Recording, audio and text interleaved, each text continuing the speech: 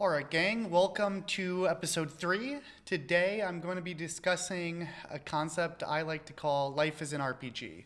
By RPG, I mean role playing game, and so me being a video gamer when I grew up, I played a ton of RPGs, everything from the Final Fantasy games to Morrowind. I recently played Elden Ring, all very amazing. And I think if people know the premise, is essentially you're assigned a character, and when you start, you're given just some type of point allocation. And games might have characteristics like strength, dexterity, intelligence, or like sorcery, all these different things. And when you start, you get to allocate your points according to however you want to structure your character. And I think really this is such a great analogy to real life, but a lot of people don't recognize that. And so, how do we get points? Really, points are how we spend our time, right? So, you can spend your time at the gym and build strength. You can spend your time studying and reading to gain intelligence, or you can spend it with friends to gain happiness. And so, I think so often, like we can see these fantasy worlds, or we can watch stuff like Harry Potter or all these different things, and think, man, like how incredible it would be to live in the Harry Potter world. But the reality is like if you just don't get so jaded, our own world that we live in is pretty incredible itself, right? Like we can specialize in all sorts of jobs. We can learn different languages. We can have pets. We can specialize in different areas of learning, and really we can journey this whole immersive world. And really, it's kind of a create your own adventure is the reality that we live in. And so here's why I think it's so important to think of life as an RPG is because when you're playing these games, so much of the path you're on is decided upon how you just spend your time allocating those points. And life really is no different, right? And so if you look at someone like Tom Brady spent a lot of his time allocating a lot of his points towards being one of the best quarterbacks of all time. There's other people that have allocated all their points towards business, all their points towards health, and some vice versa. You might have an extremely successful business person that's devoted none of their points to health and they sacrifice it. The typical investment banker working 110 hours per week while gaining weight and getting no sleep is a great example of that. And so I think this brings on like a couple important points. So first of all, your allocation is going to be based upon your own personal values, right? So how someone else might allocate their points should have nothing to do with how you allocate yours. And not only that, but I think your allocations and your values probably change at different stages of your life, right? If you're in your 20s and you don't have a single dime to your name, it's going to be very, very important for you to work on your wealth allocation, right? But if you're somebody that's 90 years old, really you're probably going to be maximizing happiness and friends and family at that point. If you're somebody that's obese and extremely unhealthy, your biggest gain is going to be from putting some points in there. And so I think like this is such an interesting concept for a couple reasons, and one of them is it's so important how you frame this when you look at others, right? So often society tends to focus on people that are exceptional at certain crafts, right? So if I look at some singer, I might see how incredible they are, or Tom Brady, or maybe there's some trader that's 10 times better than me, or somebody that's 10 times stronger than me, or all these different things. But the reality is like they made different decisions based on their values. And so often what you don't see is the sacrifices or the points not made, right? Like you hear about some businessman, but is that person healthy? Is that investment banker with the bottles and bottles or whatever really so healthy? Look at Tom Brady, who I'm a huge fan of, but like look what's happened with his family life because he wasn't willing to allocate points there. Not that I want to make too many judgments based off media, but I think like so often we fail to think about when we compare ourselves to others or when we look at others, we only think about where they allocated and where they didn't, right? Maybe we have that friend that we're jealous of, or maybe we compare ourselves to that colleague or that coworker or something.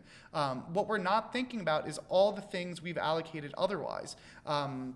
Maybe in your spare time you really, really enjoy painting, and so you really built up some art skills that another person might not have. And so often in life, we just peg ourselves to like, where someone, it's only visible to us where someone puts all their points and not all the rest. And that's also the problem of social media in many ways, is as they say, you're seeing people's highlight reel, or as I like to say, like, you're also just seeing only where they're allocating their points. So what are the big things I want people to take away from this concept is just first of all, like, what a really powerful mental frame it is. Because I think thinking of how we're allocating our time or our, RPG points essentially, it makes us more intentional, right? And so there are ways to waste your points, and the way you do that is if you just use your time very unintentionally, right? It's one thing, there's nothing wrong with Netflix, there's nothing wrong with movies, hanging out with your friends, as long as that's where you want your time spent. I try to avoid stuff like browsing the internet, browsing social media, or all these other time sucks, because a lot of that, it just ends up not being a very fulfilling use of my time, right? I really love some great shows on Netflix. I really love going out to dinner with friends. I'd so much rather spend my time points there than otherwise. The other thing too is with this frame, it also pushes you to focus on the process. And it allows you, it forces you almost to just make sure you're true to yourself. Like, where are you prioritizing and putting your efforts into? That's what's gonna end up leveling up. The other thing too with this mindset, second of all, is that it really frames the comparison game so well, right? That dude at the gym that's massive because he's on roids, he has a different value set than me. Like, yeah, I would love to be that strong and be super huge, of course, but I'm not willing to make that sacrifice of those long-term health benefits. Some people might not drink and they might be extra healthy. Right? And it's a dynamic scale. I used to be more into drinking. Now I still drink a little, but I'm still not willing to just have absolutely no drinking, right? And, someone that's like that work compulsive person, I don't want to judge them and think, oh, that's dumb. It's just somebody that really values work. So you really just don't want to get caught in that comparison game, because ultimately, like, you might be allocating your points in a more diverse way. The other thing to think about is like, intentionality of your time as far as taking up new skills. I think it would be really, really cool to be a very good acoustic guitar player. Or I play golf a couple times a year and I'm totally mediocre, but I see my friends that are great and I say to myself, man, like, it would be really cool to be good at guitar, or it would be really cool to be pretty decent at golf. But guess what? When it comes down to it, I recognize that those people that are good at those, they put those times and their points onto those skills. And then when I think of that opportunity cost of where I want my points and my values, I realize, like, no, Lance, like, you suck at golf for a reason. You can't play guitar at all for a reason too. And you know what? I'm okay with that. And when you're in the moment golfing and your friend's kicking your butt, you need to say, look, this is how it is. And I just enjoy it for the fun. And, the other thing is, I think, the beauty of this, and the final point I want to make, is that ultimately life kind of is just a game, right? Like, imagine yourself in just this Harry Potter world, right? There's so many countries to explore. There's so many different types of foods. There's so many different things to learn, languages, lessons, people to meet. And really, we all are living our own RPG. So in that RPG game, do you want to just kind of sit around sleeping in and just spending your time on Reddit or Twitter or Instagram or whatever else? And it's like, no, that's not really how I want to spend my RPG. Maybe a little bit, but for the most part, I really want to be seeing the world, experiencing all these amazing things, having great friends, great memories, trying to be the healthiest person I can be. So that's kind of how I use the RPG analogy to really just kind of frame my life and just keep myself out of those traps of, like, comparing myself to others and just thinking about my own time and my own value. And one other thing with this episode I wanted to bring up is I wanted to share one of my favorite habit stacks that I've been very big on. So it's obviously freezing cold in Chicago. Mornings, without a doubt, do suck. But nevertheless, what I've really been getting in the habit of is every morning, within like 15 minutes, 30 minutes of waking up, I go outside and I do a morning ruck. And so a ruck is just like a little rucksack with weight. You could just as well jog. I think rucking's a little bit better as far as impact on the body. And so what I do is the first 30 minutes to an hour each day, I throw on my rucksack and I go for a morning walk on the Riverwalk. And so here's why this is so great. So first of all, I'm getting my morning sunlight, which is huge for your circadian rhythms, your mood. Huberman has been huge pounding the table on that. It's one of his non-negotiable habits. So me doing this, I get my morning sunlight.